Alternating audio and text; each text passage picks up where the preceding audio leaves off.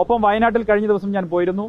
വയനാട്ടിൽ കഴിഞ്ഞ ദിവസം പ്രിയങ്ക ഗാന്ധിജിയുടെ സ്വീകരണവുമായി ബന്ധപ്പെട്ടാണ് പോയത്. അതിനു മുമ്പ് ഞാൻ വയനാട്ടിൽ പോയത് ബഹുമാനപ്പെട്ട പ്രധാനമന്ത്രിയെ സ്വീകരിക്കാനായിരുന്നു. BJP-കാരനായി.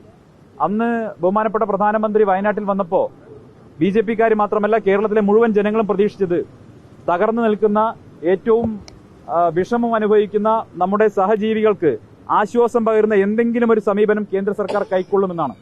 പക്ഷേ കേന്ദ്ര സർക്കാർ ഇതിന്റെ ഉത്തരവാദിത്തം പൂർണ്ണമായും കൈയൊഴിഞ്ഞുകൊണ്ട് അതെല്ലാം സംസ്ഥാനവും കേന്ദ്രവും, സംസ്ഥാനം ഭരിക്കുന്ന ഇടതുപക്ഷ സർക്കാരും കേന്ദ്രം ഭരിക്കുന്ന BJP-യും പരസ്പരം കുറ്റം ആരോപിച്ചുകൊണ്ട്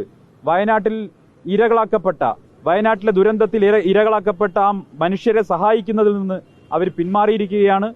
അങ്ങേയറ്റം മനുഷ്യത്വരഹിതമായിട്ടുള്ള നിലപാടാണ് ഇക്കാര്യത്തിൽ കേരള സർക്കാരുകൾ കൈക്കൊണ്ടിരിക്കുന്നത്. പ്രത്യേകിച്ച് മുൻ കേന്ദ്രമന്ത്രി കൂടിയായിട്ടുള്ള V. മുരളീധരൻ നടത്തിയ ഏറ്റവും മനുഷ്യത്വഹീനമായിട്ടുള്ള പരാമർശം വയനാട്ടിൽ നടന്നത് കേവലം 3 വാർഡുകളിലെ ഒരു ചെറിയ ദുരന്തം മാത്രമാണ് എന്ന രീതിയിൽ അതിനെ താഴ്ത്തിക്കെട്ടി വയനാട്ടിലെ ജനങ്ങൾക്ക് ലഭിക്കേണ്ട സഹായം ലഭ്യമാക്കാതിരിക്കാൻ വേണ്ടി നടത്തിയിട്ടുള്ള ഏറ്റവും മനുഷ്യത്വരഹിതമായിട്ടുള്ള ആക്ഷേപമുണ്ട്. അതിനെല്ലാം കേരളത്തിലെ ജനങ്ങൾ മറുപടി കൊടുക്കും.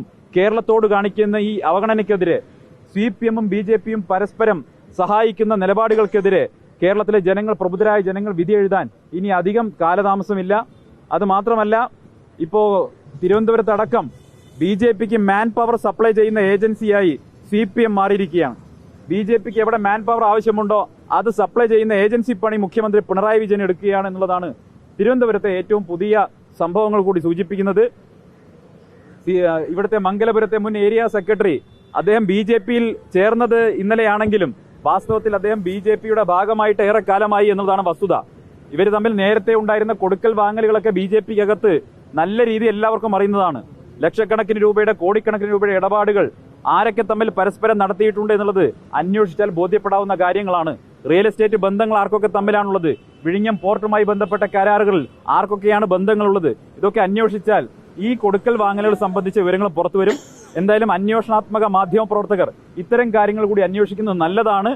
ഇവിടെ BJP-ക്ക് ആളെ കൊടുക്കുന്ന, BJP-ക്ക് മാൻ പവർ കൊടുക്കുന്ന സപ്ലൈ ഏജൻസിയായി കേരളത്തിലെ CPM അധപ്പതിച്ചിരിക്കുകയാണ്. ഈ പ്രദേശം ഞാൻ പറഞ്ഞല്ലോ, ഈ പ്രദേശം അരിസ്റ്റോ ജംഗ്ഷൻ എന്ന് പറയുന്നത് ഏറെക്കാലം BJP-യുടെ ഭാഗമായി ഞാൻ വന്നുപോയിരുന്ന സ്ഥലമാണ്. ഇപ്പൊ ഞാൻ കോൺഗ്രസിന്റെ ഭാഗമായി വന്നിരിക്കുകയാണ്. അതുകൊണ്ട് തന്നെ തീർച്ചയായിട്ടും ഇവിടെ വരുന്ന സമയത്ത് 190 സംസ്ഥാന കമ്മിറ്റി അംഗങ്ങളിൽ ഒരാൾ മാത്രമായിട്ടാണ് നേരത്തെ വന്നിരുന്നെങ്കിൽ ഇന്ന് കേരളത്തിൽ കോടിക്കണക്കിന് ജനങ്ങളുടെ മനസ്സിൽ, ഹൃദയത്തിൽ സ്ഥാനം നേടിയിട്ടുള്ള ഒരാളായിട്ടാണ് അരിസ്റ്റോ ജംഗ്ഷനിൽ വന്നിട്ടുള്ളത്. നേരത്തെ BJP-കാരനായിരിക്കുമ്പോൾ ജനങ്ങൾ കണ്ടിരുന്നത് ഭയപ്പാടോടെയോ അതല്ലെങ്കിൽ വെറുപ്പോടെയോ കൂടെയായിരുന്നെങ്കിൽ ഇന്ന് ജനങ്ങൾ സ്നേഹത്തോടെ, ഒരു കരുതലോടെ, ഏറ്റവും മാനവികമായിട്ടുള്ള മൂല്യങ്ങളോട് കൂടി ഇന്ന് ജനങ്ങൾ സ്വീകരിക്കുന്നു എന്ന് പറയുമ്പോൾ വലിയ സന്തോഷമുണ്ട്. ഇതിപ്പം CPM-ൽ നിന്ന് BJP-യിലേക്ക് പോകുന്നതുകൊണ്ട് പ്രത്യേകിച്ച് മാറ്റമൊന്നുമില്ല. CJP ആണല്ലോ, ഇപ്പോൾ കമ്മ്യൂണിസ്റ്റ് ജനതാ പാർട്ടിയാണ്. അതുകൊണ്ട് തന്നെ രണ്ടു കൂട്ടരും ഒരുപോലെയാണ്.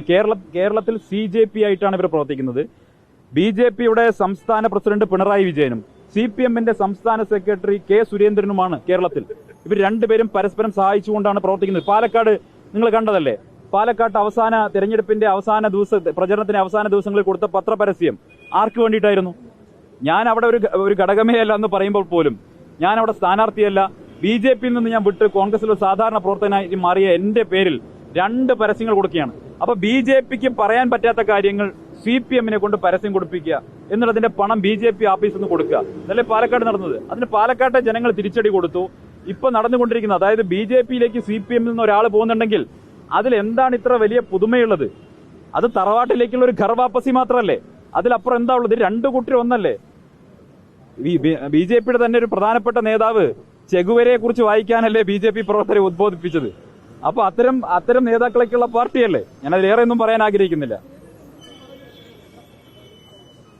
ഇല്ല, ഞാൻ അദ്ദേഹം ഉള്ളത് എന്റെ ശ്രദ്ധയിൽപ്പെട്ടിരുന്നില്ല. ഏറെ വൈകിയാണ് അദ്ദേഹം ആ ട്രെയിനിലുള്ള കാര്യം ഞാൻ അറിഞ്ഞത്. അത് അറിയാൻ കാരണം തിരുവനന്തപുരത്ത് ചില മാധ്യമ പ്രവർത്തകർ വിളിച്ചിട്ടാണ് ചോദിക്കുന്നത്, സുരേന്ദ്രൻ നിങ്ങൾ അതേ ട്രെയിനിലുണ്ടെന്ന് പറയുന്നു, അത് കാരണം ഇവിടെ BJP പ്രവർത്തകരെ വിളിച്ചു കൂട്ടിയിട്ടുണ്ട്, നിങ്ങളെ കണ്ടു എന്നാണ് പറയുന്നതെന്ന് പറഞ്ഞു. ഞാൻ പറഞ്ഞു, എന്നെ കണ്ടതിന് ഞാൻ വെറും ഒരു സംസ്ഥാന കമ്മിറ്റി അംഗം, അതല്ലെങ്കിൽ പ്രാദേശിക നേതാവിനെ ട്രെയിനിൽ കാണുമ്പോഴേക്ക് അദ്ദേഹം എന്തിനാണ് ഇങ്ങനെ ഭയക്കുന്നത്? എനിക്ക് മനസ്സിലാകുന്നില്ല. അദ്ദേഹത്തിനൊരു സന്ദീപ് ഫോബിയ പിടികൂടിയിട്ടുണ്ടോ എന്ന് എനിക്ക് സംശയമുണ്ട്. കാരണം എന്നോടുള്ള ഭയം മുഴുവൻ നിങ്ങളോടുള്ള, ഇനിയിപ്പോ ഇന്ന് നിങ്ങൾ മൈക്കുമായി അദ്ദേഹത്തിന്റെ മുന്നിൽ പോയി കഴിഞ്ഞാൽ നിങ്ങളെ കൈകാര്യം ചെയ്യും. ആ രീതിയായിരിക്കും അദ്ദേഹത്തിന്റെ ശരീരഭാഷ. അപ്പൊ എന്നോടുള്ള ഭയം അല്ലെങ്കിൽ എന്നോടുള്ള എന്തോ ഒരു ഫോബിയ, അത് വാസ്തവത്തിൽ പുറത്ത് പ്രകടിപ്പിക്കാൻ സാധിക്കാതെ അദ്ദേഹത്തിന്റെ ഉള്ളിലിരുന്ന് ഇങ്ങനെ പൊട്ടുകയാണ്. അതാണ് മാധ്യമപ്രവർത്തകരോടുള്ള വൈരാഗ്യമായിട്ട് വരുന്നത്.